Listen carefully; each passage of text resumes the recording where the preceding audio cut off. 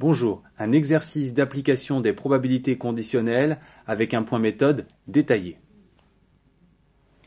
Dans un lycée, 30% des lycéens sont partis au ski, parmi eux 20% se sont blessés et parmi les autres 5% se sont blessés.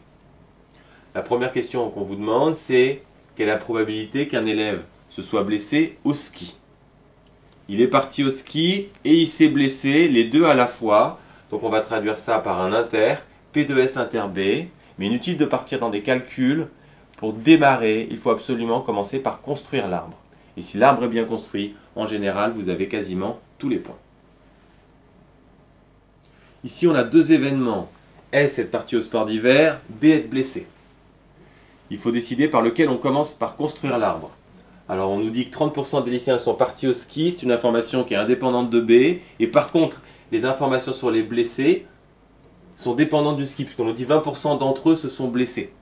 Donc, tout est lié au ski. Donc, on va commencer l'arbre par les informations sur le ski, on y est parti ou pas, et on est blessé ou pas. Ensuite, on remplit avec les pourcentages indiqués dans le texte. 30% sont partis au ski, donc 70% n'y sont pas partis. 20% d'entre eux se sont blessés, 20% de ceux qui sont partis au ski. Donc ici, on a 80%. Et ensuite, pour ceux qui ne sont pas partis au ski, 5% et 95% pour ceux qui ne se blessent pas. P de S inter B, c'est la probabilité d'être parti au ski et puis de s'être blessé. Et puis, on l'a vu, induit une multiplication. Je vous conseille par la même occasion de remplir de la même façon tout l'arbre. Vous vérifiez également que la somme doit faire 1 ici. Quant à la rédaction de cette question, n'oubliez pas de préciser que le 0,3 correspond à P de S, le 0,2 à P de B sachant S. Si vous ne rédigez pas ainsi, vous risquez d'être sanctionné. Normalement, avec l'arbre, tout le reste doit aller vite. Deuxième question, la probabilité de s'être blessé, mais ailleurs qu'au ski.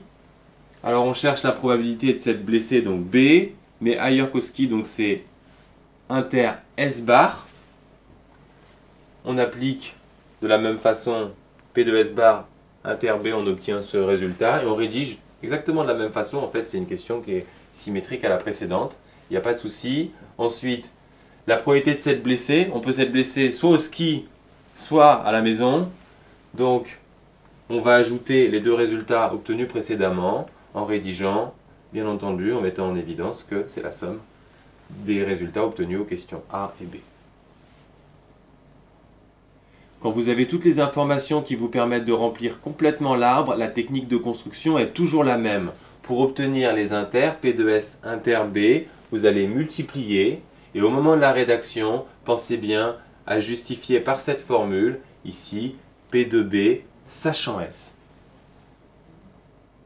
Ici, on a des informations directes sur S, alors que les informations sur B sont liées à S. On va vous demander d'avoir des informations directes sur B, et on est B en étant S, ou bien on est B en n'étant pas S. Ou bien, on l'a déjà vu, implique des additions, d'où P de B, et pour être irréprochable dans la rédaction, il est intéressant de noter que S inter B et S bar inter B sont incompatibles.